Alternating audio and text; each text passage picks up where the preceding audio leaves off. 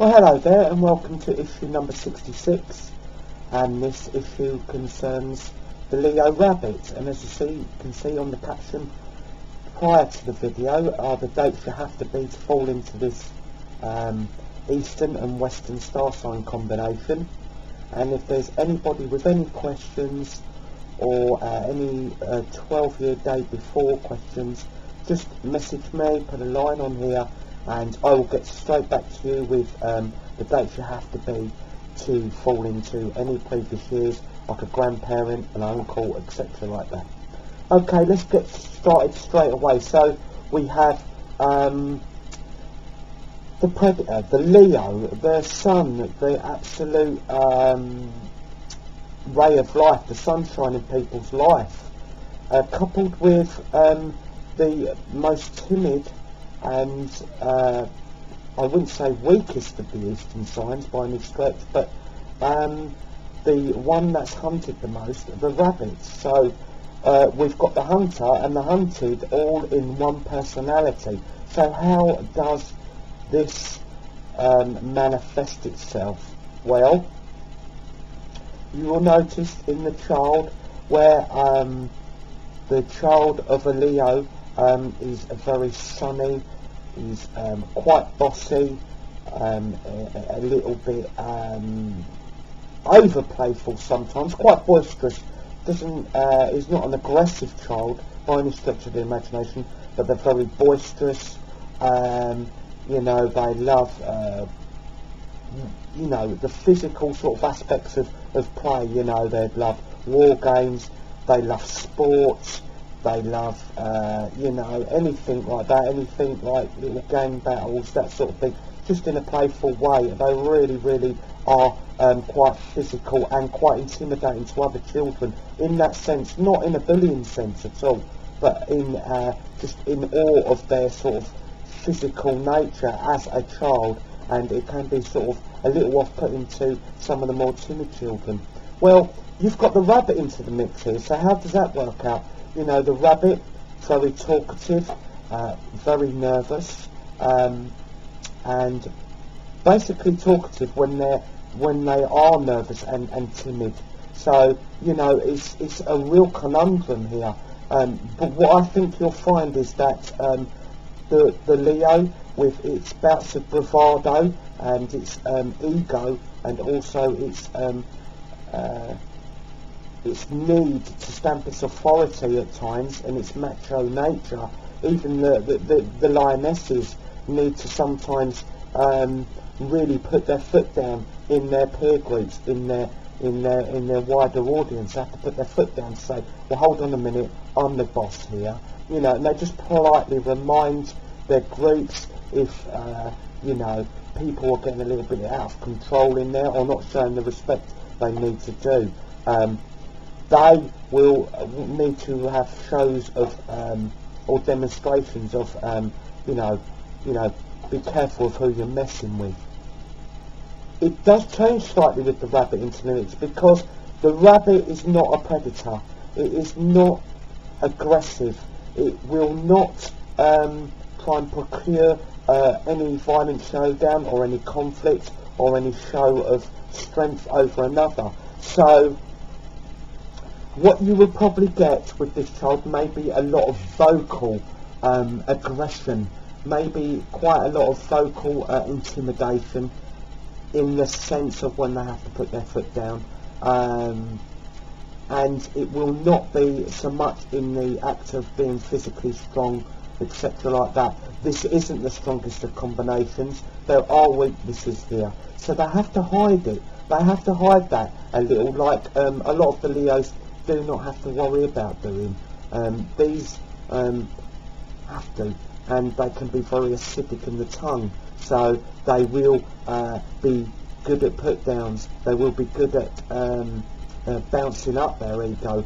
They will be putting the input in. They're very good at propaganda too, so they will be able to whip close friends into a frenzy to back them if there's any conflicts in groups, which these will constantly have, because as the Leo progresses through the school years, it goes into the college years, and the university years. They will have occasions where they have to just say or show how superior they are if they're not getting noticed. That can happen a lot. They're normally really good souls, so they don't need to do that. They're normally spotted, but if they're not, they will have these showdowns, especially in their peers, in their groups, or years above, or years below, or anything like that, you know. But this one will be acidic in the tongue. You'll notice the difference quite drastically, that it will not be a violent gesture, or, you know, a let's get down to sort of like sorting this problem out, man to man, or woman to woman, or whatever way. They will have to do it with the acidic tongue. If that doesn't work, then be very aware of some sabotage, as I like to say, because these people get to where they've got to go. They will use sabotage tactics, etc., like that. So they are not a combination to mess with. If you mess with them thinking they are of the weaker ilk of the Leo section, then it can be a rude awakening, but in other senses, slightly underhand than what you're used to, shall we put it that way. So let's take them through. Is it all negative? Of course it's not, because you still have this sunny person, you still have a warm-hearted, generous type, a little bit more nervous than the others in the group, but that's a good thing, because the nervousness and also the little bit of worrying what's around the corner or over the shoulder makes them superb planners. They are very well organised. Planning is their forte. If you had a wedding or a big get-together arranged, leave it in the hands of a Leo rabbit and it will be done down to a T, well in advance. The organisation is this person's skill. They're very good, as I say, at talking. They're very warm, and they can give the impression of there's never going to be a problem, which is excellent. They're very good at gaining people's confidence. The very odd occasions they can use this to becoming a bit of a trickster. So be also very cautious to believe everything they say, maybe not. But if you're dealing with them on a business level where they're in charge of big organisations or foremen of, you know, companies, down to a T, everything will be spot on. Very good person to put in charge of that. But as I say, using it in, shall we say, a recreational sense, they can be prone to exaggeration and being a bit of a trickster to get to where they've got to go, shall we say, and gain your confidence. And they know how to do it. They're very, very good at it.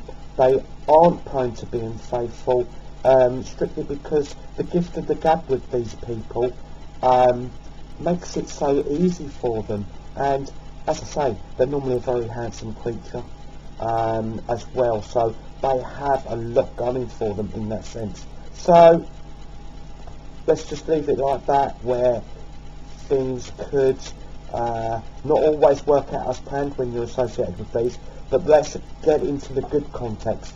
The brilliant parents as well, because that's sometimes the bold Leo doesn't really see problems coming along. They say, oh, I can deal with that. This rabbit does. This rabbit Leo does. They do plan for eventualities. They do plan for the rainy day. Their bank account isn't always empty. You know, sometimes the Leo can overspend dramatically.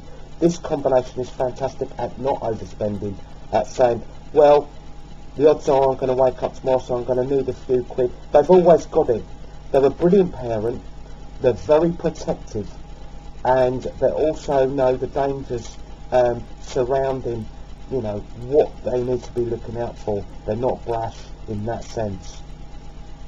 So if we look at what really is the best combinations for the Leo rabbit, well, we have to look at the goats. We've got to look at the goats, really. I always think that with the rabbits, because there's that gentleness of the goats and a nice sort of flow and a nice sort of evenness with the goat, and they're also very articulate and talented.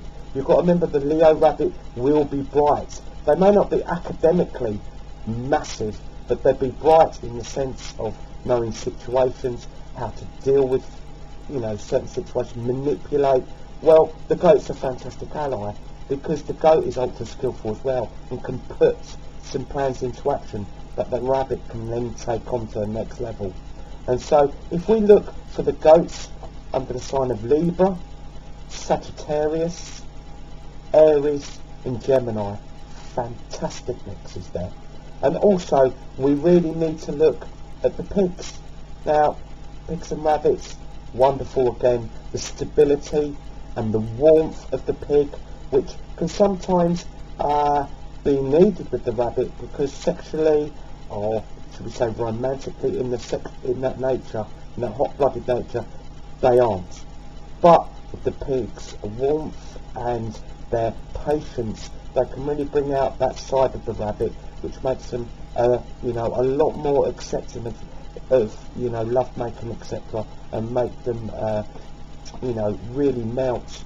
And fantastic combination. So let's look at the Libran pigs, the Sagittarian pigs, the Aries pigs, and the Gemini pigs. All excellent matches. Who you have to avoid? Well, I spoke about this. All roosters and rabbits, no go, doesn't work, from totally different hymn sheets. That's how they, that's how they live their life. They do find each other very, very irritating, and there is going to be big conflicts in that situation. Eventually, even if they don't find it straight away, they will find it. It's not a matter of if, it's when. So avoid that to avoid disappointment for yourself, because no one comes out a winner in those situations.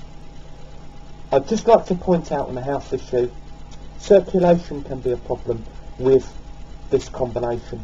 The Leo has problems with their heart, or can do, so they really do have to get this checked out. And with the circulation, they can be prone to strokes at quite a young age. They don't have to be X amount or particularly drink heavy or smoke heavy. They're quite prone to this. They have to make sure that the blood is circulating properly. So even thrombosis, everybody, I always say, get checked out. Even if you're in your 20s, get checked out, because it is a bit of a problem for this combination. Well, I hope you've enjoyed this issue, and please tune in for the next one. Thank you.